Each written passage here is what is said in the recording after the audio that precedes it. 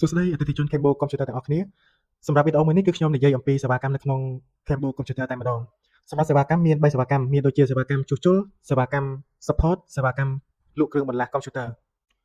និយាយអំពីសេវាកម្មក្នុងការជួសជុលវិញបើសិនជាបងប្អូនមាន laptop បាក់ត្រជាក់ពិបាកនឹងបិទបើក Computer បងប្អូនអាចយកមកខាង Kembo Computer បានក្នុងការដោះស្រាយបញ្ហាបាន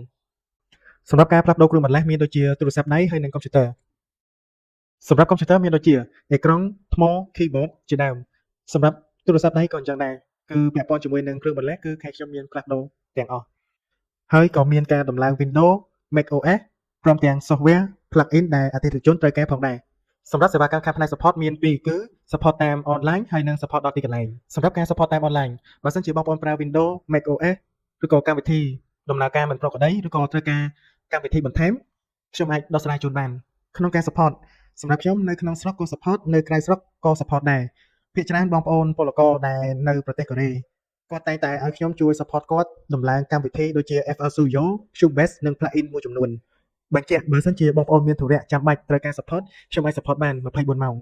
សម្រាប់ការ support ដល់ទីកន្លែងមិនថាតាមគេហដ្ឋានឬក៏តាមក្រុមហ៊ុនទេបើសិនជាមានបញ្ហា software និង hardware ខ្ញុំអាចដោះស្រាយជូនបានពាក់ព័ន្ធជាមួយនឹងម៉ាស៊ីន printer មិនដឹងថាទិញទឹកថ្នាំនៅណាវិធីបញ្ចូលមិនខ្ញុំអាចដោះស្រាយជូនបានផងដែរសម្រាប់សេវាកម្មខាងផ្នែកលក់គ្រឿងបន្លាស់វិញនិយាយទៅឲ្យតែពាក់ព័ន្ធជាមួយនឹងគ្រឿងបន្លាស់ computer និងទូរស័ព្ទគឺខាងខ្ញុំមានទាំងអស់ដូចជា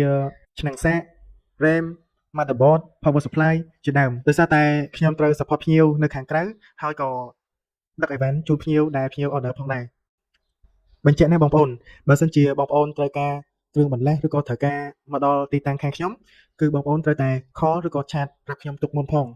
រាល់គ្រឿងបន្លាស់ទាំងអស់គឺអត់មាននៅក្នុង stock ទេនៅពេលដែលបងប្អូនដាក់ការកម្មគឺខ្ញុំត្រូវតែឡើងទៅភ្នំពេញយក event ជូនបងប្អូននិយាយទៅដូចជាការលក់ online អញ្ចឹងហើយសម្រាប់តម្លៃគឺដូចគេដូចឯងតាមបណ្ដាហាងផ្សេងៗដែរទេ